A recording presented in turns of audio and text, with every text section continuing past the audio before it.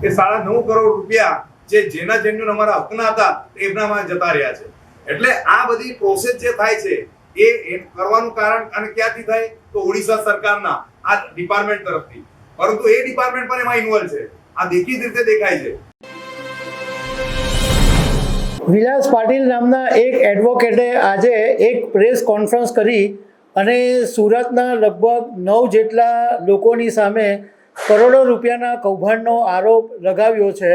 અને એની અંદર સુધીર ચરખાવાલા, મનોજ ગાંધી, નિલેશ ફૂલચંદ રાણાવત સહિતના બધા 9 લોકોના નામ છે.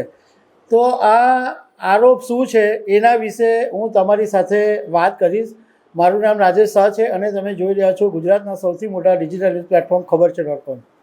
સુરતના વકીલ વિલાસ પાટીલ અને સમર્થ પટવા એમણે આજે સુરતના વેસુ વિસ્તારમાં એક પ્રેસ કોન્ફરન્સ કરી હતી અને એમના અસીલ શાશ્વત રાકેશભાઈ શાહની સાથે જે ફ્રોડ થયું એના વિશે માહિતી આપી હતી. હવે પ્રેસ કોન્ફરન્સની અંદર વિલાસ પાટીલે શું કીધું છે એ પહેલાં સાંભળી લો. આમાં મારા અસીલ જે છે શાશ્વતભાઈ શાહ, એમને ક્યુપ્રાઇટ ઇન્ફોટેક નામની નાસિક ખાતે એક રજિસ્ટર્ડ કંપની 2014ની હતી. એ કંપનીમાં ઓલરેડી 3 ડાયરેક્ટર હતા, એમાંથી 2 ડાયરેક્ટરે રિઝાઇન આપ્યું અને મારા અસીલ જે છે શાશ્વતભાઈ એમાં ડાયરેક્ટર તરીકે આવ્યા. એટલે ભાગીદારીમાં 2 વ્યક્તિઓ ભાગીદારી હતા, વરદભાઈ પટેલ અને શાશ્વતભાઈ શાહ. અને એ ભાગીદારી પેઢીમાં 80% વરદભાઈ પટેલનો ભાગ અને 20% શાશ્વતભાઈ શાહનો ભાગ હતો. એ રીતના નક્કી કરીને તે સમયે અમારી આ કંપની જુદા જુદા કામો કરતી હતી અને ત્યારે આ જે સામાવાળા તમામ છે એમના જે જીતેશભાઈ શાહ એમના હસ્તકે મુલાકાત થઈ અને એમને એવું કીધું કે ઓડિશાની અંદરમાં એ આખા દેશની અંદરમાં એમની લાગવકો છે, સરકારની ટેન્ડરિંગની પ્રક્રિયા કરે છે, બધું ઓલરેડી ફ્રોડ આગળ કરતા આવેલા છે. પરંતુ એમને કીધું કે તમારું આ ફર્મ રજિસ્ટર્ડ છે, અમે તમને ટેન્ડરિંગ અપાવીએ. તો એમને ખાલી સલાહ આપી અને એ સલાહ પ્રમાણે અમે ટેન્ડરિંગની પ્રક્રિયા પાસ કરી. ઓડિશામાં આંગણવાડીનો ટેન્ડર ભર્યા અને ટેન્ડર અમારા મંજૂર થયા. 4 વર્ક ઓર્ડર બી મળ્યા અને વર્ક ઓર્ડર પ્રમાણે અમારી અંદરમાં 35 કરોડના આસપાસનું વર્ક ઓર્ડર હતું. તો એમાં 350 જેટલી આંગણવાડીઓનો વર્ક ઓર્ડર હતો રિન્યુએશનનો. તો રિન્યુએશન કરવા માટેની પ્રક્રિયા ચાલુ કરીને કામો બી અમે કરી આપ્યા છે, રેકોર્ડ પર છે, કામો થઈ ગયા છે. તો અમારી જે ફર્મ હતી સેમ, હવે આમને એક જ હેતુ હતો કે અમે ઓળખાણ કરાવેલી હતી ને એ આખી સિન્ડિકેટ છે.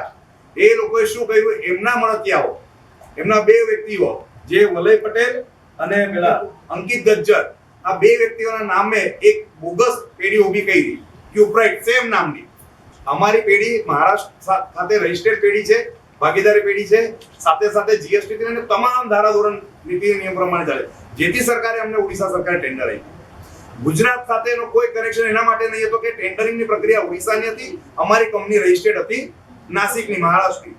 પરંતુ આની અંદરમાં જે પણ ઇન્વોલ્વ બધા વ્યક્તિઓ છે એ લોકો ગુજરાતના જુદા જુદા શહેરોના છે અને રાજકીય પીઠબળ ધરાવે છે અને ઉચ્ચ અધિકારીઓ સાથે સંબંધ ધરાવે છે.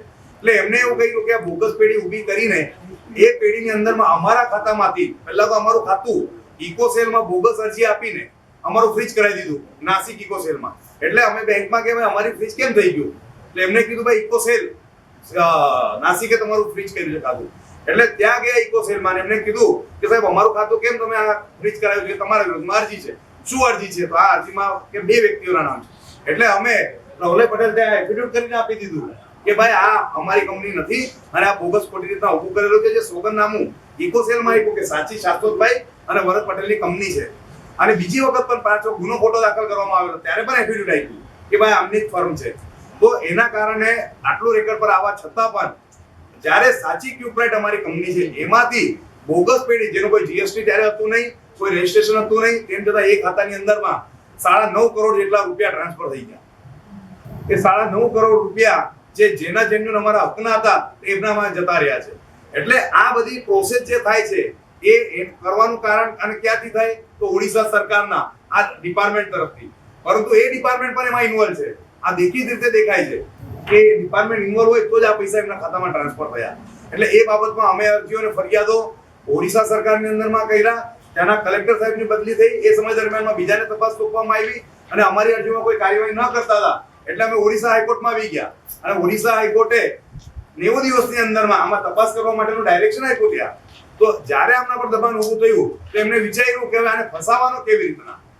તો રાજકુમાર પાંડિયન સાહેબની સાથે મળીને આમને એક બોગસ અરજી અને ઊભી કરાવી અને એક સુરત ખાતે, જ્યારે મારા અસીલ ઓલરેડી ઓડિશા ખાતે છે, ફ્લાઇટનું ટિકિટ છે આવવાનું જવાનું, ત્યાંના રહેવાથી લઈને તમામ પુરાવા છે બોર્ડિંગના, અને એ સમય દરમિયાનમાં અહીંયા એક નોટરી રૂબરૂનું બોગસ ડીડ બનાવવામાં આવે છે અને એમાં મારા અસીલની સહીને અંગૂઠાનું નિશાન કરવામાં આવે છે બોગસ, જે અહીંયા હાજર જ નથી, ત્યાં હાજર છે.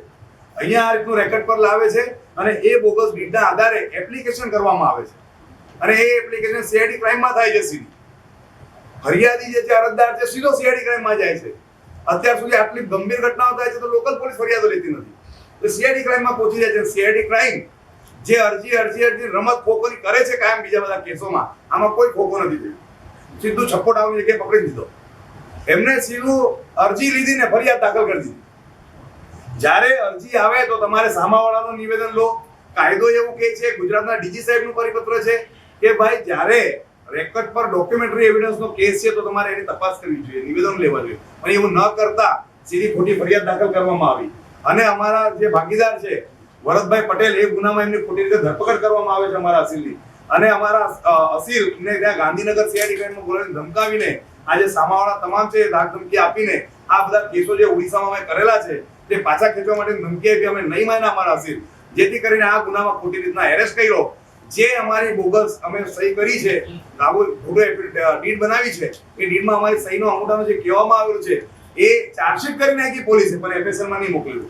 પછી અમે કોર્ટમાં અને અવારનવાર આવીને અરજીઓ કરી ત્યારે એફએસએલમાં મોકલાયું અને એફએસએલનો રિપોર્ટ આવી ગયો.